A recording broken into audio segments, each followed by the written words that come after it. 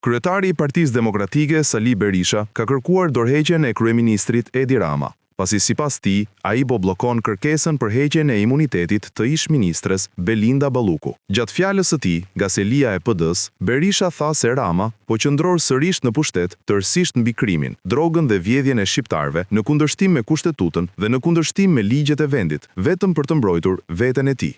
Në emër të Partisë Demokratike ripërsëris kërkesën e prerë të dorëheqjes së Edi Ramës si uzurpator i postit të kryeministrit të vendit. Edi Rama qëndron në pushtet tërësisht mbi krimin, drogën dhe vjedhjen e shqiptarëve, në kundërshtim me kushtetutën, në kundërshtim me ligjet e vendit. Edi Rama qëndron në pushtet për të mbrojtur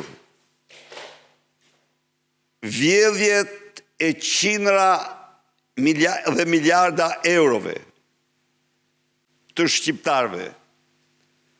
Qëndron në pushtet i bindur se në momentin e parë të largimit nga ajo karrige, ai përfundon në qofse për Lubin, u tha 36 vjet burg, ju garantoj se për Ramen as 76 nuk mjaftojnë.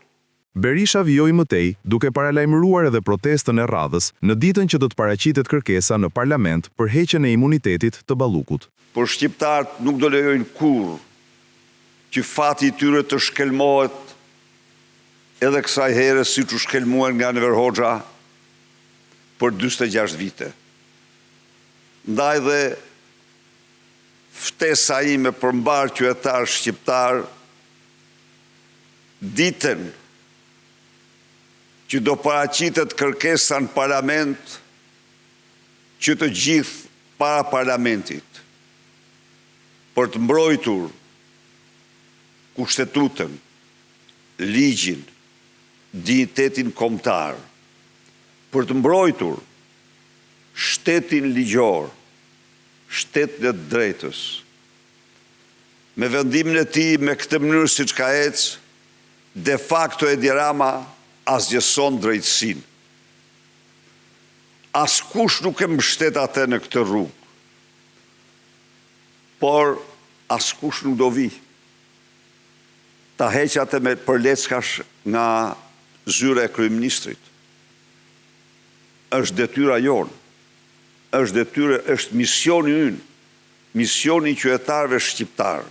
Në fjalën e tij, kreu demokrat u bën thirrje shqiptarëve që të bashkohen për të larguar nga qeveria kryeministrin Edi Rama dhe kabinetin e tij, pasi sipas tij, ato po pengojnë integrimin e Shqipërisë në Bashkimin Evropian. Berisha dhe mbështetësit e tij kanë kërkuar vazhdimisht largimin e kryeministrit Edi Rama dhe kabinetit të tij qeveritar pas aferave korruptive të zbuluara së fundmi.